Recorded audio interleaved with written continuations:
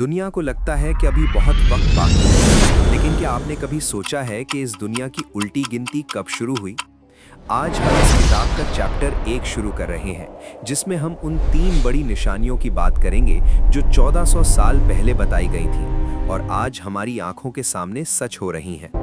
क्या हम तैयार हैं? इस उल्टी गिनती की सबसे पहली निशानी खुद हमारे नबी मोहम्मद सल्लल्लाहु अलैहि वसल्लम का इस दुनिया में आना है।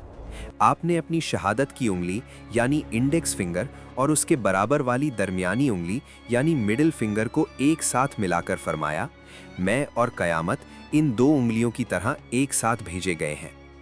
उलमा फरमाते हैं कि इसका मतलब ये है कि जैसे इन 2 उंगलियों के बीच कोई तीसरी उंगली नहीं आ सकती, वैसे ही नबी सल्लल्लाहु अलैहि वसल्लम के बाद अब कोई नया नबी नहीं आएगा, अब सिर्फ कयामत आएगी। और अगर आप अपनी हथेली को देखें तो दरमियानी उंगली शहादत की उंगली से सिर्फ थोड़ी सी ही बड़ी होती है।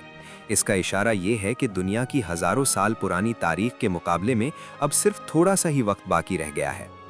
दूसरी बड़ी निशानी ये है कि अरब की तपते रेगिस्तान वाली ज़मीन दोबारा चरागाहों यानी ग्रीनरी और नदियों में बदल जाएगी।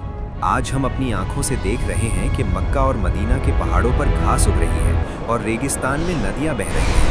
लोग इसे क्लाइमेट चेंज कहते हैं, लेकिन हमारे लिए ये इस उल्टी गिनती का एक बड़ा इशारा है। तीसरी निशानी ये है कि वो लोग जो कभी गरीब चरवाहे थे और जिनके पास पहनने को जूते तक नहीं थे, वो ऊंची से ऊंची इमारतें बनाने में एक दूसरे से मुकाबला करेंगे।